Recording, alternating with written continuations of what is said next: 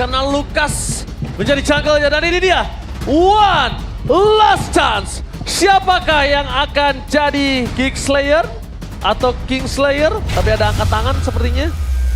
Akankah ada sedikit pause? Tuh, nggak jadi hype, sabar. Malu tuh kalau FPL-nya mana tepuk tangannya, terus di pause. Gak jadi. Gak jadi. Terprediksi gitu ya. Iyalah, itu alasan kenapa gue harus tengok ke belakang, bos. Oh iya, lihat. Ada yang angkat tangan kita tahu. Tapi ya secara drafting ya tadi sempat ditanya sama Bang Oji kalau aku lebih ke arah mana ya. Arki Hoshi dengan ngelihat mereka sepertinya kali ini bermain dengan hero-hero yang cukup nyaman. Secara ini ngeri banget loh kalau udah masuk late game ya Sicilian. Terus juga ada Moskov. Jadi Arki Hoshi sepertinya bakal memaksimalkan kehadiran dari Valentina untuk main cepat. Oh, kita bakal masukin game sesaat lagi dan ini dia line of down yang sudah menanti kita. Alright, tanpa berlama-lama kita masuk ke dalam in-game Soebel Arena baru tepuk tangannya. Let's go to lane of down. Dan ini dia untuk early power yang akan ditujukan oleh kedua belah tim. Loyski yang kali ini menggunakan Chow harusnya masih akan sama agresifnya, masih akan sama mengganggunya. Tapi bedanya nggak langsung ke area jungle ya tadi untuk memberikan satu pemaksaan retribution. Dan ya pertukaran damage di Sakit awal. loh, sakit loh. Jangan salah itu sakit juga loh. Ya. Dan itu cukup mengerikan. Meanwhile di arah top lane, Kadera masih struggle dengan ada seorang Toy. Ya seperti kata Profesor Kabin, Nevin. Di early seperti ini dia nggak boleh kalah. Ya makanya dia freeze ya minionnya ya. Biar Toy harus maju ke depan. Itu juga yang dilakukan sama Dairen. Biar wave minionnya menuju ke arah dari turretnya Dairen. Sama-sama melakukan freeze minion. Hanya saja pembedanya mungkin di sini ada Master Assassin. Yang tentu akan membuat Kadera jauh lebih ofensif di laningnya. Oh iya tuh kan, apalagi Master Assassin. Dia udah prepare banget tuh Nevin untuk sendiri. Solo pick off ya yang bakal coba untuk dimainkan juga secara damage akan lebih besar dari seorang Kadera nantinya. Tapi untuk RQ juga ini mereka ya dengan bermain secara team fight itu bakal jadi tantangan tersendiri buat di early game sebenarnya. Di bawah level yang keempat mungkin dan di bawah untuk 2 menit pertama sampai nanti turtle muncul. Mereka harus bisa mandiri di arah laning. Tapi Rians. Oke, bakal coba dipasang. Flicker for defensive. Kali ini meanwhile di arah bottom lane. Gops akan coba dipasang. Dan flicker for defensive dari Idok. Dengan second hammernya berhasil mendapatkan Gops kembali. Dan kali ini first blood di tangan dari tim RRQ. Idok. Gila, satu tanker yang cukup menggugah selera para pasukan dari tim RRQ. Dan bahkan lihat Baluski di depan sana. Membuat para pasukan dari tim RRQ, mereka tidak akan kenal diam. Belum Unleash the Beast, karena Aboy masih satu posisi terbuka. Sangat keluar dikeluarkan. Dan nampaknya kalau ngomongin ke arah sosok Susujin yang masuk lagi ke dalam, kalau dia nggak full health bar, ini akan jadi sia-sia. Iya ya, dan ngelihat dari posisi Make It sepertinya belum ada satu upaya untuk melakukan penculikan ke arah Turtle juga. Masih menunggu momentum yang tepat dan lebih tepat lagi menunggu Balaiski. Karena mereka butuh mata ya di sekitar area objektifnya. Ya mereka butuh vision. Biar nanti kebuka. Dan targetingnya jadi lebih oke karena ada Chow ya, the Way of Dragon. Apakah turtle-nya akan direlakan? Sehingga pertukaran dengan orange buff yang akan dilakukan oleh MyKids sudah mulai bergerak ke seberang sana. Dan mencoba untuk mencari ofensivitas dari area jungle-nya. Tapi lihat, kali ini Susujin dengan adanya turtle ini dimiliki para pasukan dari tim RRQ, rotasi langsung dibuat lari ke atas.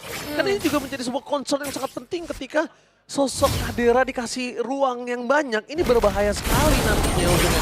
Tapi Aboy! Purify Gaming! Gak bisa menyelamatkan dirinya dan itu dia Susujin. Unleash the Beast. Membuat perpasukan dari tim Geek Farm harus kehilangan mid laner. Plus Purify yang dia miliki dan Toy masih mengungguli Kadera di laningnya, Nevin. Iya, tapi nih kalau ngomongin ketinggalan laning, sebenarnya dari Geekfam udah mulai ketinggalan ya. Mulai tadi Gops yang sempat tumbang, Kadera yang lumayan ke pressure juga.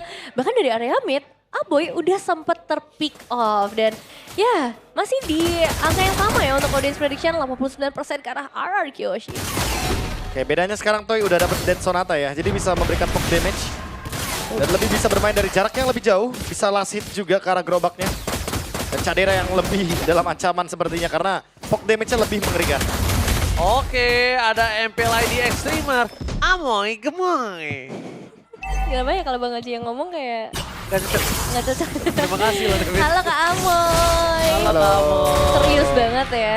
Iya. Mungkin karena lagi intens kali early Iya. game-nya kan. Lagi intens, apalagi di game yang ketiga ini bakal Ini bencana. menentukan banget. Dan ada ini bencana nih, pas banget muncul juga ya. Ini bencana. ini bencana kecil kalau itu. Malu tutup mulut. Malu tuh ya. Aduh, tapi balik lagi ya ke dalam gamenya juga sekarang. Prince yang mengambil ultimate dari Sosok Lingen ini bakal lebih ke arah individual sih, lebih ngebuat dia lebih sustain saja. Apalagi pas banget Turtle juga akan segera muncul dan sepertinya untuk kedua belah XP laner ini bakal join di teamfight ini. Oh, harus sih, karena kalau misalkan nggak join X-Lanernya, udah pasti teamfightnya bakal jadi 5 lawan 4. Otomatis harus join. Tapi kayaknya tetap bakal jadi 5 lawan 4. Anyway, Geekfam melakukan sebuah rotasi yang menarik Cadiranya ke bottom lane. Oke, Cadera ke bottom lane karena Cadera bisa datang kapan saja menuju ke arah Turtle dan di depan sana Lukas masih mendapatkan Turtle mereka. Membuat dari arah Kyoshi melakukan diva dan implosion!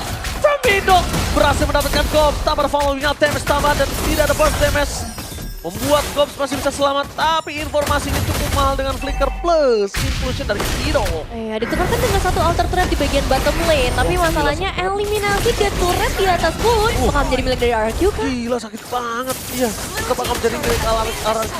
Dan bahkan kalau bisa kita lihat, untungnya sosok dari RRQ mendapatkan Lukas. Kalau tidak, invasi dari Baloiski ini udah bagus banget tadi. Ngebuat seorang Lukas agak sedikit terhambat. Iya. Dan akhirnya mengendorkan purple buff dia nih. Agak susah ya jadinya buat dapetin purple buff. Ditambah lagi tadi retribution dari Setsujin juga lagi nggak ready. Jadi ya bakal dilepas terlebih dahulu aja buat sekarang. Dan untuk para pemain dari RRQ Hoshito ini, yang berarti udah mulai bisa lebih aktif pas karena teamfight, itu udah mulai menjadi tanda bahaya juga buat Geekfam. Ya setuju sih, karena Toy bakal dikawal pastinya. Udah ada Sky Pierce juga. Di mana item ini akan cukup ya untuk bisa memberikan efek eksekusi. Tapi Cadiranya masih belum ketemu jawabannya nih. Masih belum ada yang bisa ngejawab split push yang bisa dijawab. Mungkin dengan Dairen terlebih dahulu.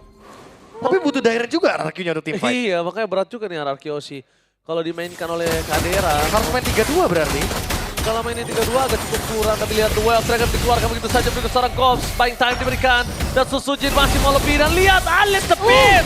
Berhasil melakukan satu point kill, karena Gops sudah tidak ada lagi jalan untuk pulang.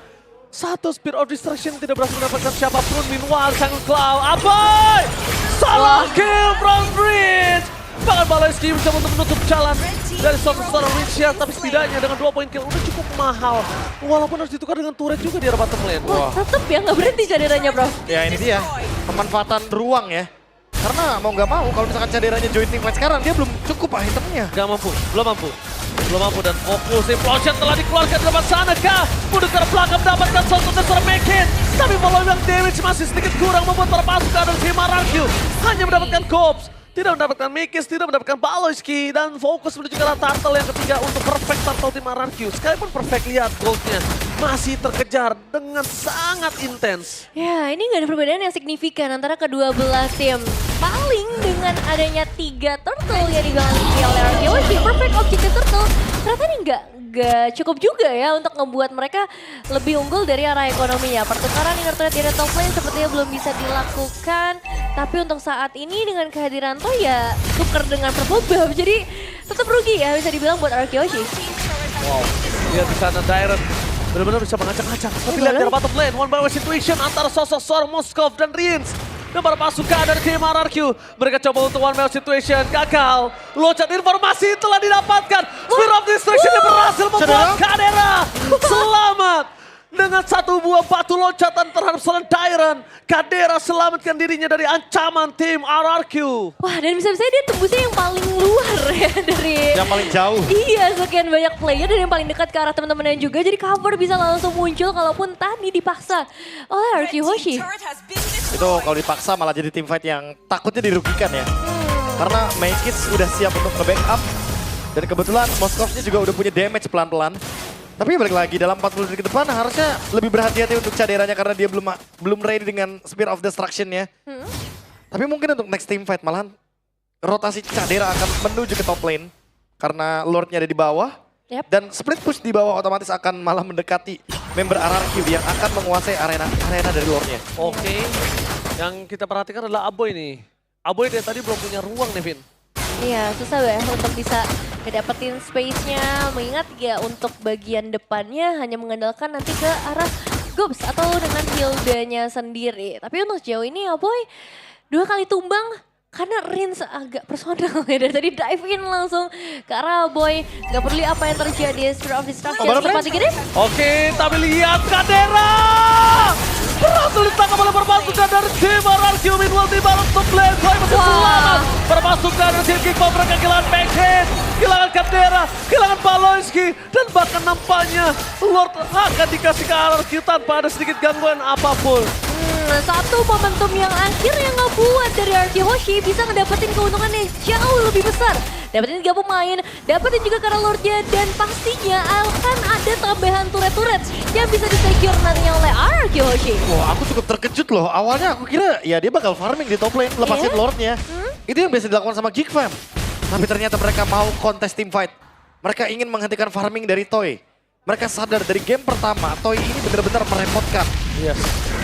Tapi ya satu buah chance yang cukup ekstrim gagal didapatkan oleh Geek Fam. Tapi para pasukan dari tim RRQ mereka udah mengungguli dari 3.800 gold yang sudah melambung jauh. Dan perbedaan kali ini kasusnya adalah Harit dan Moskov masih butuh item dan bahkan Riz.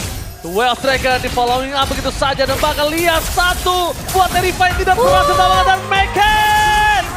Satu buat point kill ditambah dengan berhasil mengendali dia bisa diberikan oleh Sujin. Dikocek kiri kanan depan belakang dan nampaknya udah cukup sampai di situ saja. Ya, tapi nice move ya, tetap buying time yang berhasil dilakukan oleh Makis, menghindari satu sergapan yang dilakukan oleh seorang Rin. Setup yang begitu lama akhirnya sia-sia. Tapi sekarang masalah selanjutnya adalah Lordnya udah mulai masuk. Oke, Lord udah mulai masuk, tapi pasif turret masih ada, jadi tidak terlalu worth it. Paloyski terdeteksi di depan sana, permasukan dari RRQ dan langsung mundur ke belakang Idok. Implosionnya dikeluarkan dan satu harta-tata dan Sonata menutup seorang Paloyski. Skypicer makin menaikkan damage yang diberikan dari seorang Toy. Gobs kembali lagi belum bisa memberikan impact kali ini. Sedikit keganggu, tidak distraction saja. That's it sampai di situ. Iya ya, dan gak ada informasi ya tadi ini untuk Kadera sendiri hampir.